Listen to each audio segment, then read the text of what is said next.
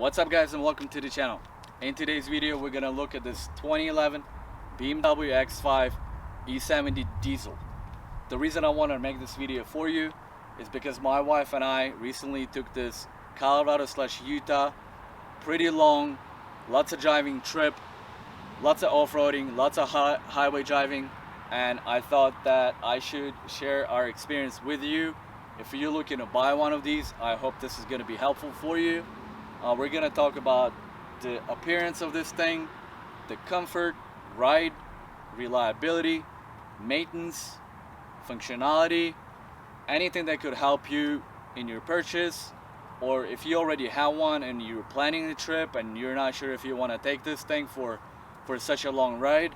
I'm gonna make your life easier, and I'm gonna prove you that this car is the ultimate SUV for its age.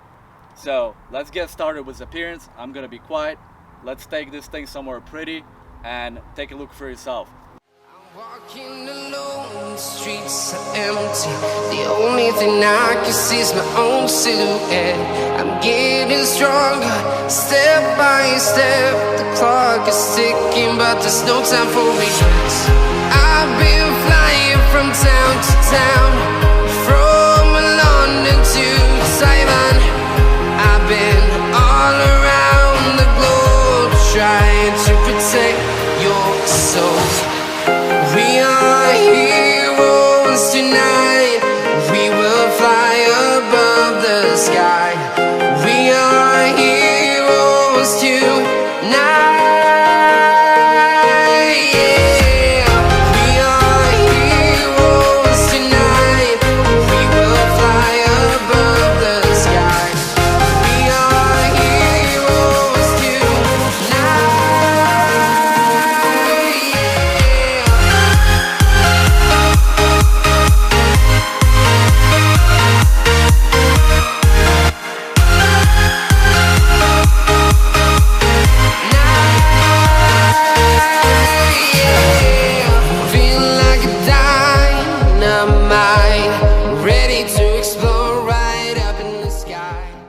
That was not bad for a 9-year-old car. What do you guys think? Well, another exterior sort of feature I'd like to point out is that this car does not seem from pictures or videos that it's anything large, tall, or anything like that. As you can see, I'm only 5'9" and it's much taller than the car. However, inside of a car, it gives you an impression like you're operating an airplane or a huge truck. Compared to other SUVs, you're sitting so much higher, probably due to the way the seat is mounted and the size of the seat being super large. But let's take this thing for a spin. All right, guys. So let's take this thing out for a ride and talk about how is it riding. Well, the first thing is that compared to the other SUVs that I've driven, and I've driven a lot of SUVs because I worked at the dealership before, this thing feels way higher up than any, like your normal SUV out there. This thing feels like a truck, a big heavy truck, which is awesome because that's where you're looking out of a diesel SUV. Right, so the second thing is that the torque on this thing, 400 plus, is insane. So my wife and I live in Colorado, and we've taken this thing out mountain driving, let's say, not necessarily off-roading. I mean, there was some off-roading, but for the most part it was mountain driving to 14,000 feet mountains that had super steep, the steepest I've ever seen roads. In fact, Mountain Evans here in Colorado has the highest paved road in the United States. And we went up there, and actually the first thing we went up there was in a rental car, in a Jeep. And I could smell the transmission or the clutch or whatever smoking, that thing couldn't keep up. This thing, not a problem. Any steep road, the torque is insane, and if you throw this thing in the low gear, it will pull a boat up on the mountain road, I guarantee you. And then it's not super fast. It's not a sports car, right? So don't expect to take corners going 90 in this thing, but it can handle any snow, off-road, mountain road, no problem. In fact, I went through the craziest snowstorm in the East Coast. I had to take someone to the airport, and I had cars in front of me spin 360s, and tires in this thing were nearly bald, but I had no issues. It's like a tank. It is so heavy that all you need is all seasons here and you'll be okay in any condition. Now we live in Colorado. In fact, I was trying to take it out on the snow to, you know, have fun and get stuck a little bit. Nope. This thing is legit when it comes to snow. Now that I put new tires on this, it'll never get stuck anywhere.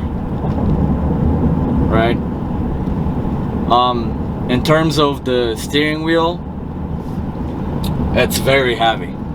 Hydraulic, very heavy. However, it's pretty awesome on the highway, right? You can almost let it go and like it'll drive straight as long as you want. Alright, I'm gonna pull over here and then we'll keep talking. So when we took the Colorado trip, we did a lot of driving, is all I know. It's the most that my wife and I have driven in our life. And I tell you, I was surprised how awesome this car is for long trips. You know, I love driving my 5 Series. I enjoy driving my 5 Series. But if we're talking long trips, family trips, this is number one, no doubt about it. The space, the comfort, the roominess. You can pack so much stuff in here. It's insane.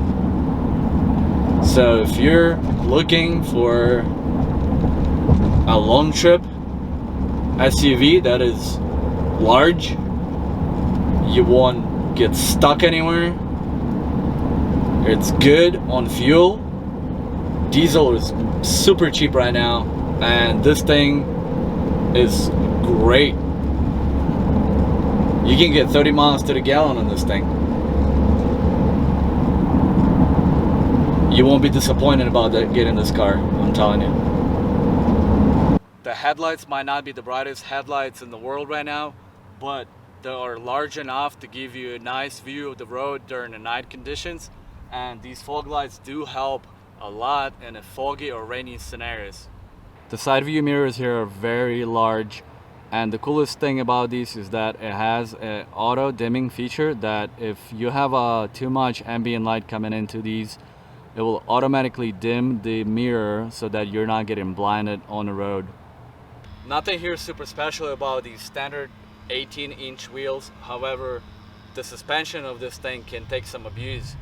We live in an area where the roads are not the greatest by any means, but driving this thing around, you don't feel any potholes or anything like that. Compared to my 5 Series, this thing is a tank. To be honest with you, I've never used this roof rack for anything but a Christmas tree and a mattress from IKEA. But we do have some bicycles. I might be getting some roof rack bicycle mounts for this. The idea here is that you can utilize this thing for almost anything. And in the rear here, besides this being super beautiful, we have these large tail lights. That is an improvement in safety department of things, in my opinion, because you could be seen from way further away than other vehicles. Since we're in the back here, let's take a look at this trunk. Alright, let's get you closer over here. The trunk space here is humongous.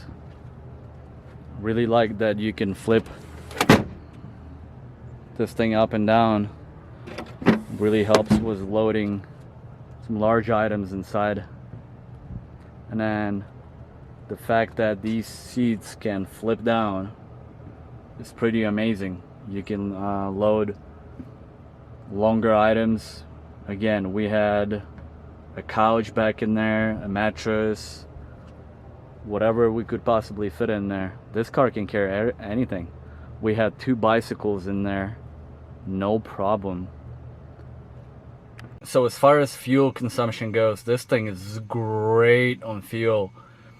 As you can see, I'm getting 23.2 miles per gallon city driving, which is much better than my 5 Series, and this thing is twice as heavy.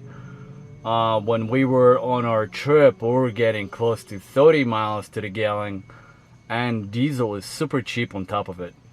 Another cool feature I found with this car specifically is that it's cruise control. To activate it, you just flick down, and then to speed up, you push, slow down, you pull. That's pretty easy to use. I found it pretty cool. Now let's just take a peek at this gorgeous interior. I'm gonna shut up and let you guys enjoy it.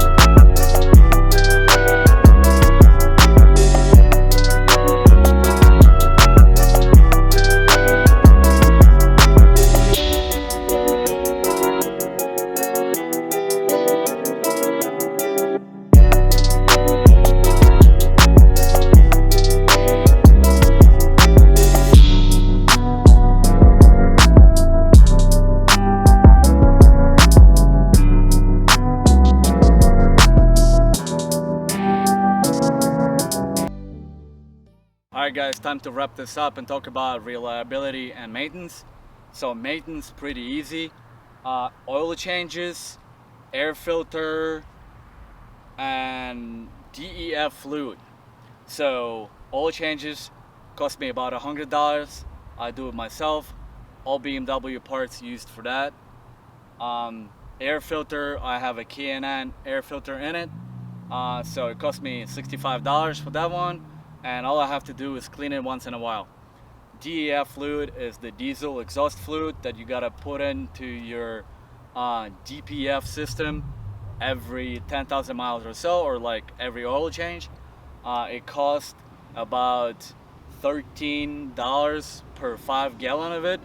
Pretty easy to put in. Plenty DIYs on how to do it. Very easy. So maintenance wise, not an issue.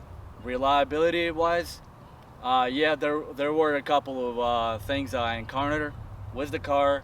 Luckily a few of them were taken care of by BMW under extended warranty. So one of them was the active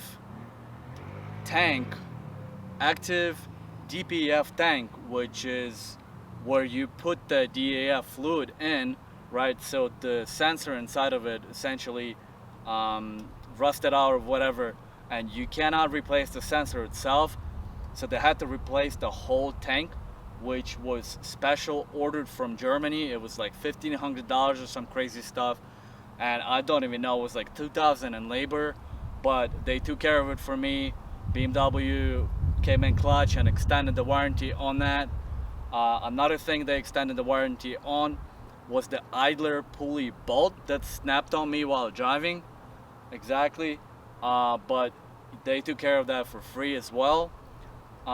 The third thing that happened was the throttle body actuator, which is kind of like a throttle body in a regular car. So that one actually went faulty, and I had to replace it myself. Cost me about $130, $150. Did it myself, pretty easy. If you need to know how, let me know. I'll do a DIY for you. And the fourth thing is that it's kind of a maintenance thing, is you have to clean the EGR valve once in a while, or the car will start running kind of crappy because it gets pretty clogged up in the diesel engines.